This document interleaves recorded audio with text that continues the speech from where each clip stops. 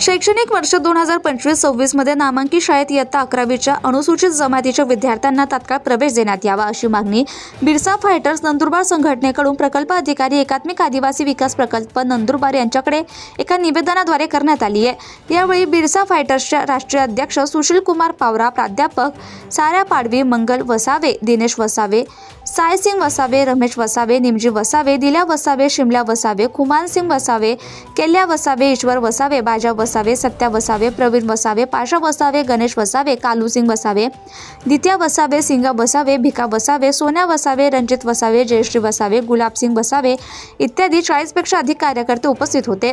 शासन निर्णयानुसार अनुसूचित जमातीच्या विद्यार्थ्यांना इंग्रजी माध्यमाच्या नामांकित शाळेत शिक्षण देणे ही योजना राबवण्यात येते। सदर योजनेअंतर्गत अनुसूचित जमातीच्या विद्यार्थ्यांच्या इंग्रजी माध्यमाच्या नामांकित निवासी शाळेमध्ये योजनेअंतर्गत प्रवेशित विद्यार्थ्यांचे शिक्षणाची जबाबदारी आणि पालकत्व आदिवासी विकास विभागाकडून स्वीकारण्यात आली आहे। शासन निर्णयानुसार शैक्षणिक वर्ष सन 2025-26 पासून इयत्ता 11वी ऑनलाईन प्रवेश प्रक्रियेमध्ये अधिक सुसूत्रता आणण्याचा निर्णय घेण्यात आला असून त्यानुसार सन 2025-26 या शैक्षणिक वर्षापासून संपूर्ण राज्यातील सर्व मान्यताप्राप्त उच्च माध्यमिक शाळा आणि कनिष्ठ महाविद्यालयातील इयत्ता 11वीचा प्रवेश ऑनलाईन पद्धतीने आणि गुणवत्तेनुसार करण्याबाबतचा निर्णय घेण्यात आला आहे। त्यानुसार प्रकल्प कार्यक्षेत्रातील KD Gavit English medium school Pathrai taluka जिल्हा Nandurbar, SM mission English medium school Nandurbar taluka जिल्हा Nandurbar, SM mission English medium school Shahada taluka Shahada जिल्हा Nandurbar, Atna Malik English medium school Gurukul आणि ज्युनियर कॉलेज पुरणगाव तालुका येवला जिल्हा नाशिक, त्रिमूर्ती पब्लिक स्कूल नेवासा तालुका नेवासा जिल्हा अहिल्यानगर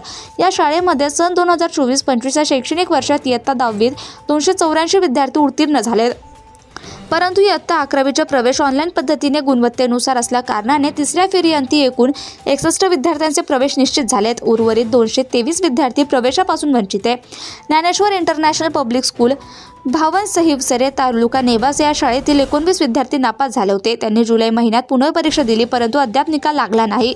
इयत्ता 11वी प्रवेशाबाबत पालक वारंवार कार्यालयास विचारणा करतात तरी नामांकित शाळेतील इयत्ता 10वी उत्तीर्ण झालेल्या विद्यार्थ्यांचे इयत्ता 11वी प्रवेशाबाबत मार्गदर्शन आणि योग्य ते आदेश प्राप्त व्हावे जेणेकरून नामांकित योजनेतील एकही विद्यार्थी 11वी प्रवेशापासून वंचित राहून विद्यार्थ्यांचं शैक्षणिक वर्ष वाया जाणार नाही याची गांभीर्यपूर्वक दखल घेण्यात यावी।